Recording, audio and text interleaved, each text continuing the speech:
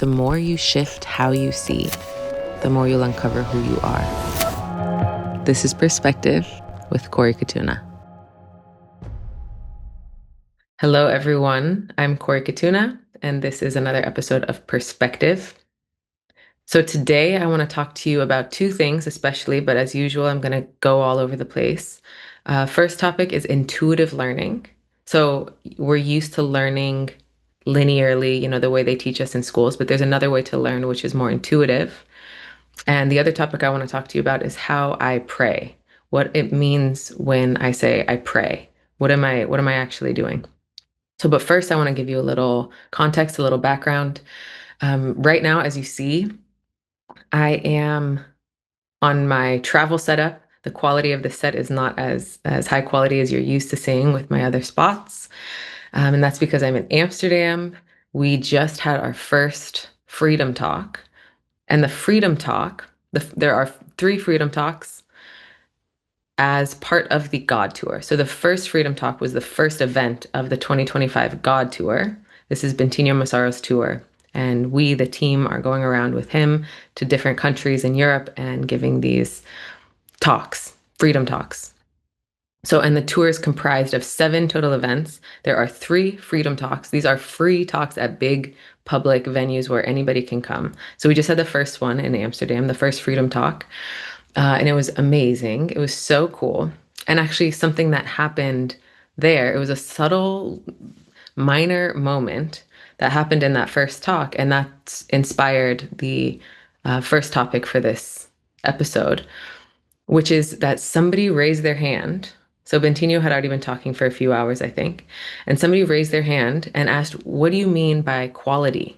You've used the word quality over and over, and do you mean, value?"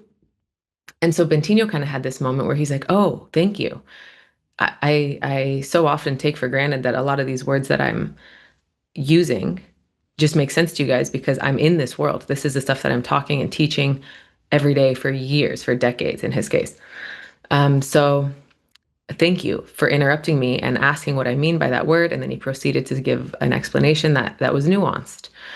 And I remember going through that same thing with Bentinho, and I've gone through it with almost all of my sort of more spiritual or wisdom-based learning, where it's like, wait, what are you even talking about? And it takes a while to kind of get the picture that is intended, to sort of see through the connotations that I already have with words like God, especially, or consciousness, or awareness, or freedom, or awakening, or oneness, or God, there's so many.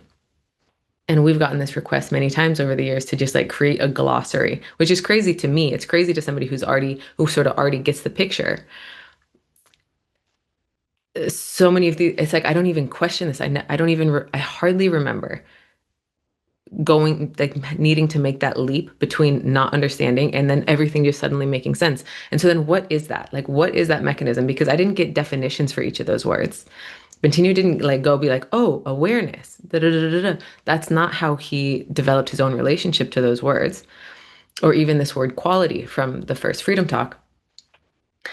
What happens, and I guess we're already hopping into the first topic, which is intuitive learning. What happens when you're learning something new? And I don't mean a new skill. I don't mean a new sort of set of understandings within your current paradigm, but when you learn something that is another paradigm, when you learn something that sort of changes your outlook, like gives you another angle on something that you were previously familiar with, like wisdom, like when you sort of see things from a new perspective, like, "Oh, that makes so much sense," or ontology, which is the study of meaning. So when you're in that type of an education, there's this interesting that happens where at first you're sort of like learning something and you're like, "What? Wait, what does this even mean? Okay, that word, I guess I'll just assume you mean this. Okay, that word, I guess I'm just going to assume you mean this." And it's all kind of confusing. It's not making sense. Oh my God, I remember this. I remember this early on in my studies with Bentinho. I'll tell you the story in a second. So, but that there's like a shift that happens from when it's all sort of linear and you're trying to figure it out and you're trying to fit these new topics into the categories that you already have in your brain, right? Imagine you already have like file cabinets. You already have a whole filing system in your brain, and now you're learning something new and you're not sure where that fits. So you're kind of like, I guess it goes here. Okay. I guess that is going to go here. And you're kind of putting it in and you're trying to figure it out, trying to make everything make sense. And if you stick with it long enough, and if you don't get too rigid, if you don't get too stubborn about forcing things into this filing cabinet. Okay, you said awareness means this, then it's going to always mean this, and I'm not going to keep an open mind. No, but if you kind of categorize them lightly and stay the course, something happens, a little threshold gets crossed where suddenly you see the whole picture. Suddenly it all makes sense. You didn't get sufficient definitions and now everything makes sense. Suddenly you just get a little distance from this sort of mental conglomeration of words and ideas, enough distance that you can see the whole picture. And it's no longer a bunch of little parts that are you're just kind of trying to figure out. So the way I think about this is like a puzzle, right? Like a puzzle. You're just getting, say this word means this. Oh, this behavior. Okay, that's another puzzle piece. That's another puzzle piece. That goes here, that goes here, that goes here. And if you try to use your brain to fit it all together. If you try to like mentally be like, I guess this puzzle piece should go here. All right, when he says freedom, that means this and that should go here. And then when he says um, liberation, that goes here. And if you try to use your brain to put together this puzzle, it's you're going to put pieces in the wrong place and it's going to take you a lot longer to get that whole picture where you finally see like, oh, it's not a bunch of pieces, it's not a bunch of individual puzzle pieces, this is a whole image, this is a piece of art, this is, I see it differently now. It's not just a bunch of little colorful individual chunks that he calls spirituality. No, it's a whole frame. It's like, well, in this case, it's like removing a whole frame. It's like once you get this puzzle together, it fits in a way and suddenly you can see through it. So I'll tell you a story of when I first started, when I started crossing that threshold in regards to enlightenment. So it was at this long retreat with Bentinho. It was about a year and a half into um, studying his work.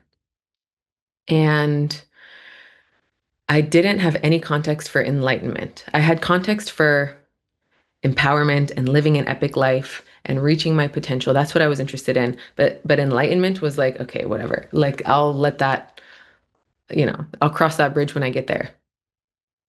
And so at this retreat, it was a long retreat. It was like, I don't know, 10-day retreat. And at this retreat, he was teaching a lot. He was teaching, a few hours a day, and it was just not making sense. And I'm sure many of you, if you listen to Bentinho, I'm sure even for some of you, if you're listening to me, it's like not making sense, you only get little glimpses where it's like, okay, this I understand. But for the most part, it's like going over your head. And I've heard many people say this about Bentinho's teachings, where it's like, okay, I don't even know. What even is that? What are you even talking about? And so I was kind of having that experience, but I knew enough that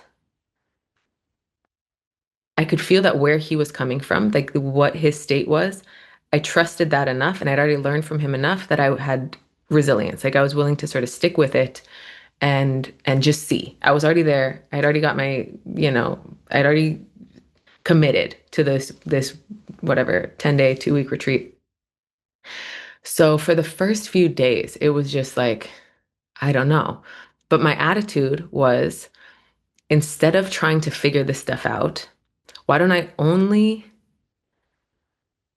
follow the thread of stuff that does make sense and count on my intuition back here to put together that puzzle in the background. So I'm relieving my mind of the job of making all of this stuff make sense, because that it's just too much. Like if you ever go to one of these retreats where it's a whole bunch of new philosophy, basically, it's a whole bunch of new I don't know, just watch one of Bentinho's videos if you're unfamiliar with his work, and I'm sure you'll have some of this, like, you'll either have like, whoa, this is the smartest thing I've ever heard, this is what I've been looking for, or you're gonna have like, what even is this?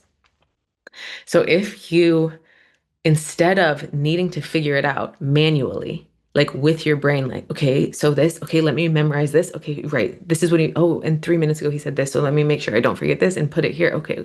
Instead of manually trying to figure it out, let it pass you. Don't do anything with it. Like, don't need it to make sense, and don't dismiss it as utterly insignificant or irrelevant. Just let your intuition catch it. Imagine that your intuition is this net, and the more you just kind of acknowledge it and move forward and like, okay, well, this does make sense, so I'm going to stay with this piece, I'm going to stay with this, I'm going to stay, he said to have an open mind, so let me just keep an open mind. Or I don't know, he said to prioritize my state, so I'm just going to prioritize my state, or whatever. So just stay with the instruction or the guidance that does resonate, and let your intuition in the background catch what doesn't. Whatever's not making sense, whatever you just feel like would be effort to try to fit into your those mental filing cabinets, don't. Just let it fall into that intuitive net in the background, and know that your intuition is the puzzle doer. It's not your brain.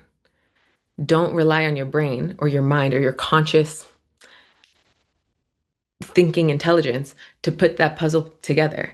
It's going to be tacit knowledge. It's going to kind of come from the background and surprise you at some point.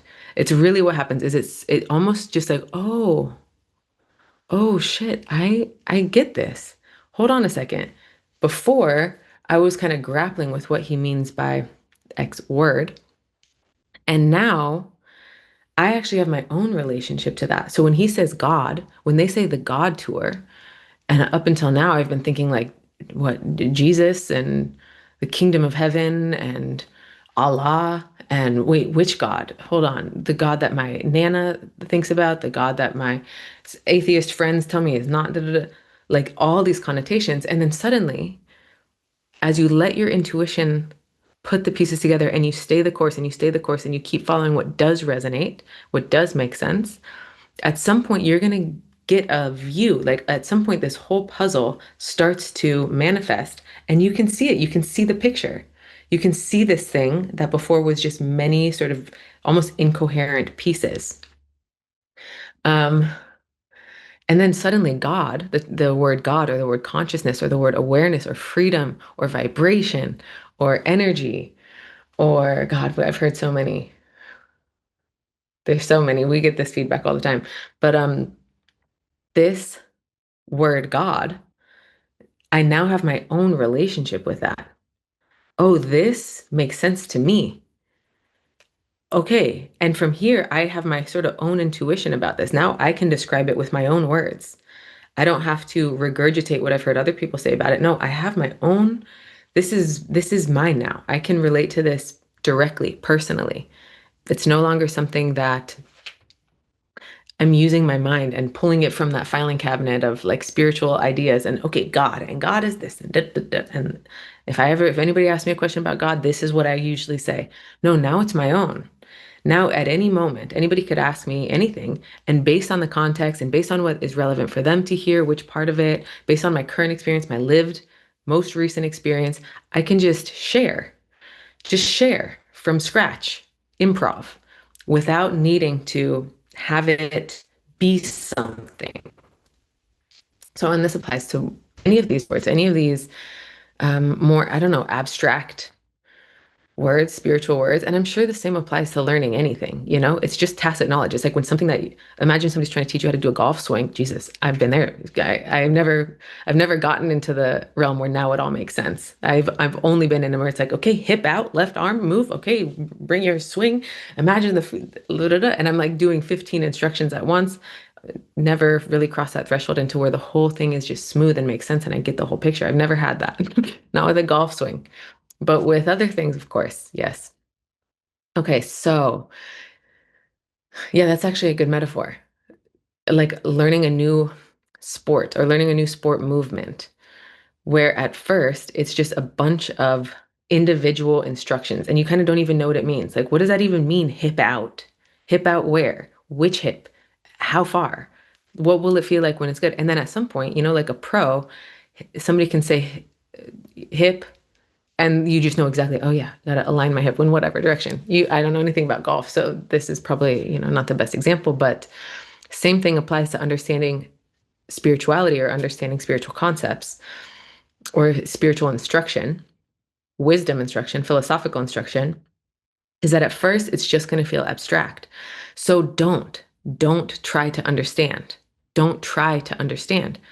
That puts you in a state of like catching up, figuring it out. It sort of over activates your mind.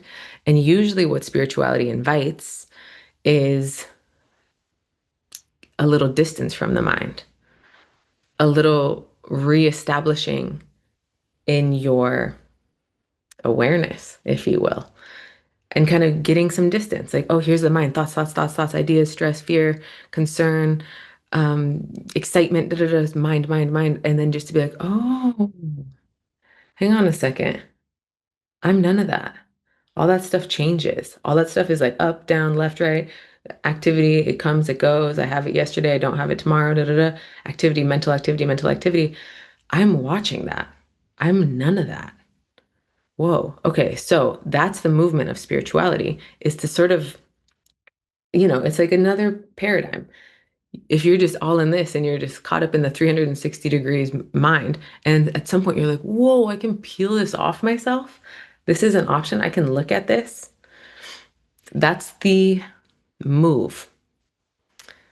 And the more you trust your intuition, we're just calling it your intuition. You could also call it the self, the true self, or God, or source, or the universe. The more you trust that, your subconscious, your unconscious, to sort of do the heavy lifting, to be putting the puzzle pieces together, and you just stay the course. You just volunteer your attention. Just keep volunteering your attention. Keep giving that's the trade. You give your attention to awakening guidance, and you stay the course and you stay the course and you stay the course and you stay the course. Oh, this doesn't make sense. My intuition's got it. Okay. What does that word mean? I don't know. Intuition's got it. And if you need to ask a question, if you need clarification, by all means, ask your question.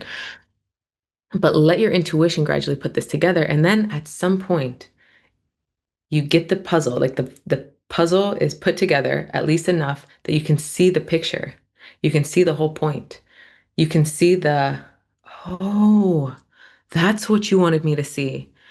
Oh my God, why didn't you say so? And this was my experience with Bentinho at that enlightenment retreat. Is so it's all, none of it's making sense, but I'm staying the course, just kind of like sitting there in these meditations. They were long meditations, just sitting, kind of following it enough to some extent. After more than halfway, so imagine this is like maybe 6 days in, 7 days in. After more than halfway of like hours and hours a day of like meditating, hearing instructions that aren't really making sense, but I'm kind of doing my best. At some point, let's just say day 7,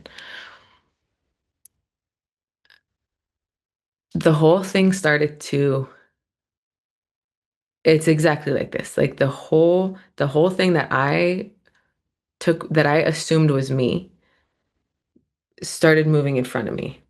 And I could see it. I could see what I previously thought I was. I was identified with this thing. And suddenly I noticed that what I was still here without this whole thing, without this whole Corey, this whole package of my mind and my body and my past and my future and my potential and how my mind works and what my personality is like. Whoa, I could get that whole thing off for a second, like an outfit. Like I could temporarily like take off this outfit and get a sense of, wait, I'm here. I'm still here.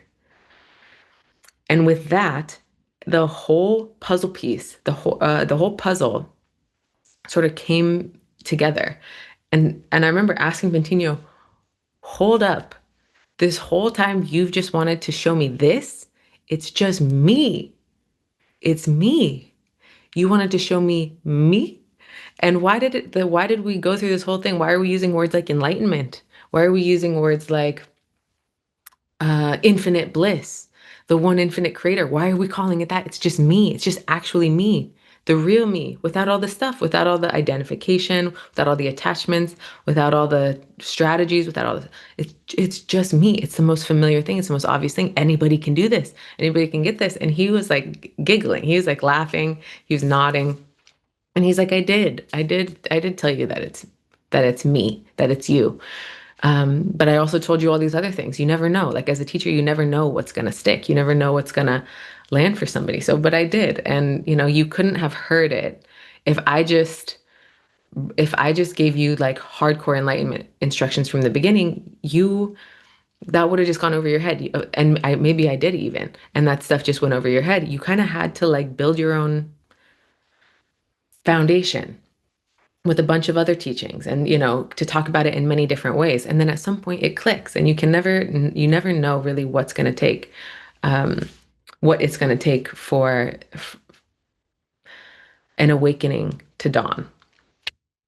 So okay, so for those of you who are spiritual seekers, which I assume most of you are since you're following this podcast, and if you are following along the God Tour, which again you can do on live stream, it's live streamed on YouTube. At least the Freedom Talks are live streamed on YouTube from Bentinho's account, Bentinho Massaro.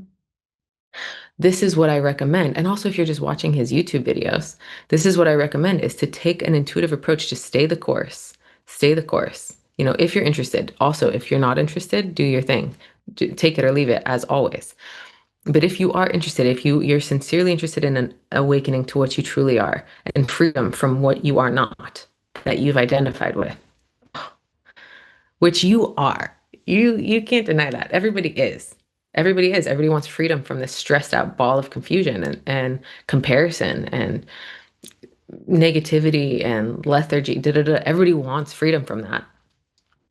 But there's many paths to Rome, so to speak. So if this more spiritual approach doesn't suit you, do your thing.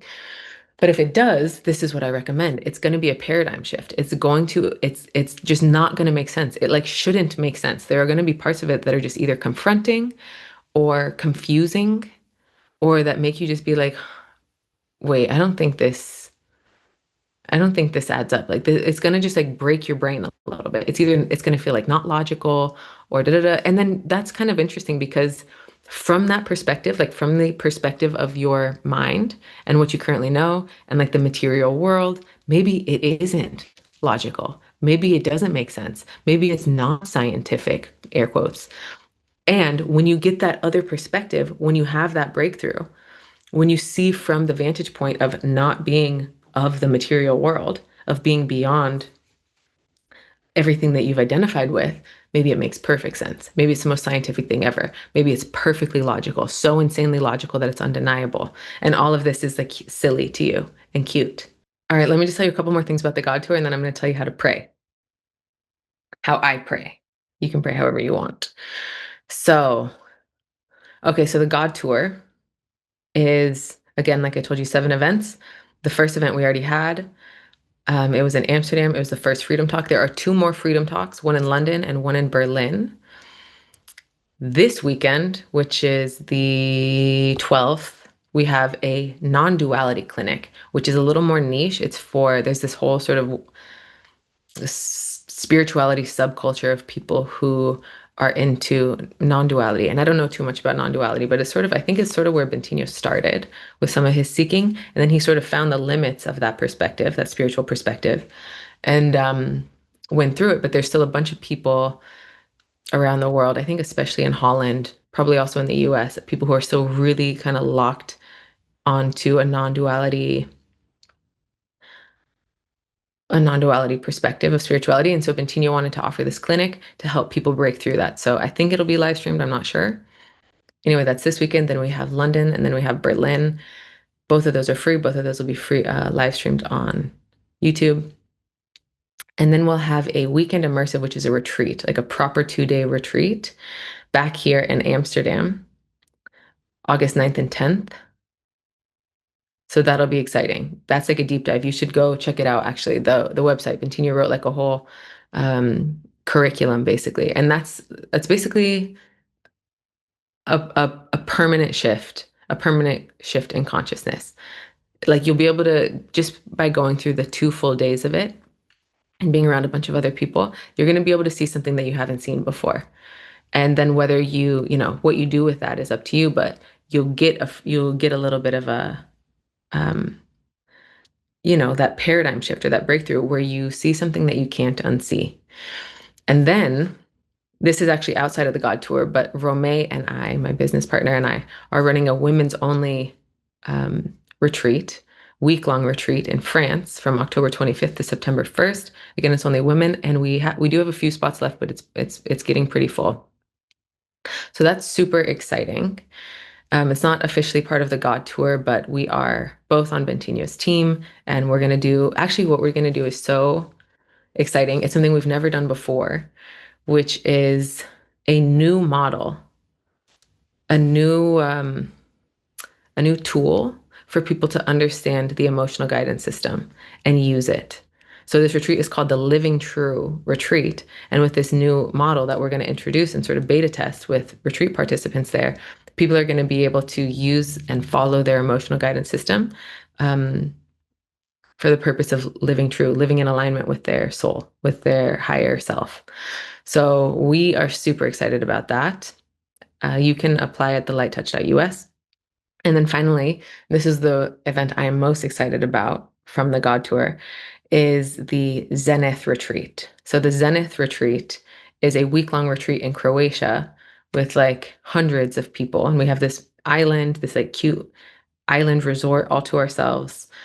And it's where Bentinho is going to be teaching. And a lot of us teammates will be teaching or on panels. So these are like the best times of my life. I can say over the last 10 years, these long in-person retreats, I don't know, just the friendships, the deepening, it's like everybody is so sincere and focused on what really matters that like breakthroughs just happen so much faster. And I don't know, it's just the most unforgettable times. Like I can really look back at some of the best times in my life and say, it was at that retreat. It was at that retreat. Oh, the time I met you. Oh, that was at that retreat. So this is just something I wouldn't recommend missing, is the Zenith retreat, which is October, I think 13th to 20th in Croatia. And that's again with Bentinho teaching and all of us. So, and then sometime in November, there will be a mystery immersion, and that is TBD, but where it's just kind of a longer, more satsang style intention, where we'll be somewhere and we'll invite people to come and kind of get their own lodging. Maybe it's for a few weeks, and where we will have sessions every other day or every day that people can join, but it's sort of more like living together or in the same town. And we'll just have meditations or guided talks, and everybody can kind of fend for themselves and get to know each other and have some community time for a few weeks or a month or so. So that is still TBD. And there, and that might be, we might do like a few days of silence, Vipassana style, or we might go out in nature at some point. So that is still sort of coming to, it's TBD. More on that. All right. And finally, I promised that I would talk about how to pray or how I pray. So in a recent episode, I said, I pray. And somebody asked me, what do you even mean by that? Like, how do you pray? So, and I've said before that I'm not religious. I don't have a God based on a religion that I pray to. But I thought about it, like, what do I mean when I pray? And actually, it's not so much, I'm not like, please, I'm not doing like call and response, or it's not like a transactional prayer that I'm doing with God. What I mean when I say that I pray, and what my direct experience of prayer is having the highest state possible, maintaining a high state of being, a high state of consciousness. Because the higher, and I don't mean like hyper or like, I don't mean like blissed out in some sort of performative way. I just mean actually seeing clearly, like actually being in love, being in joy, being in timeless freedom, uh, being in unity, seeing the potential in all things, seeing the beauty in others, the just experiencing direct oneness, basically like seeing more as God sees. And if you think about it, what does God want from you? Like what, if you're God, if you put yourself in God's shoes or the universe's shoes, so to speak, or your higher self or whatever source's shoes, what would they most want from you? And that's to live through you. No, that's to be able to sort of see through your eyes and move through you uninhibited without your own fear being like, no, can't do that. What do you mean? No, this is without your own sort of inhibitions and your own self-stifling and self-sabotage. What God wants is to move through you. And the way that you do that, the way that you honor that, the way that you sort of, the way that you meet that and take that hand, that extended hand, is by maintaining a clear state, maintaining a high state, so that you hear God's instructions. The lower your state, the more you feel like a victim, the more you feel blamey, the more you feel angry, the more you feel separate, the more you feel like, no, I can't do that kind of thing. It's not for me. I've never been able to. Da, da, da, da. No, good things happen for people like that, but for me, it's just da, da, da. Whatever sort of low, lethargic, negative, um, counterproductive, self-loathing, whatever those sort of dark inner critic habituated thoughts that you have, that is just that's just a barrier between you and God. That's just a barrier between you and light, or between you and your higher self. It's like instructions, instructions, instructions. Hey, go do this, and consider this, open your heart to this, feel this. And you're like, no, I don't want to. This, I can't. Never been able. It's whiny. It's like, it's stubborn. It's arrogant. You can even say it's arrogant. You're being an asshole. So to honor God, you have to feel as good as possible. You have to feel like yourself. You have to be in alignment with your heart. You have to be listening. You can't listen from down here. You can't listen if you feel like a victim. You're not hearing. You're just hearing. You're hearing your own. You're like belly button gazing, or whatever that word is. But if you want to honor God, if you want to be in contact, in union, you maintain a beautiful state. You let the light through you. You don't inhibit the love and the joy and the passion and the clear seeing and the open-heartedness and the freedom. You don't inhibit that. That's it. So that's how I pray. That's what it means to pray, in my opinion. And I think it's a step up from this type of prayer, which is also useful to be like, all right, so if you are in those lower states, then it's hard. You can't quite get up. You can't quite, remember, oh yeah, I am one with the universe. I am the creator. If it's hard for you to remember that, this sort of conversational prayer helps.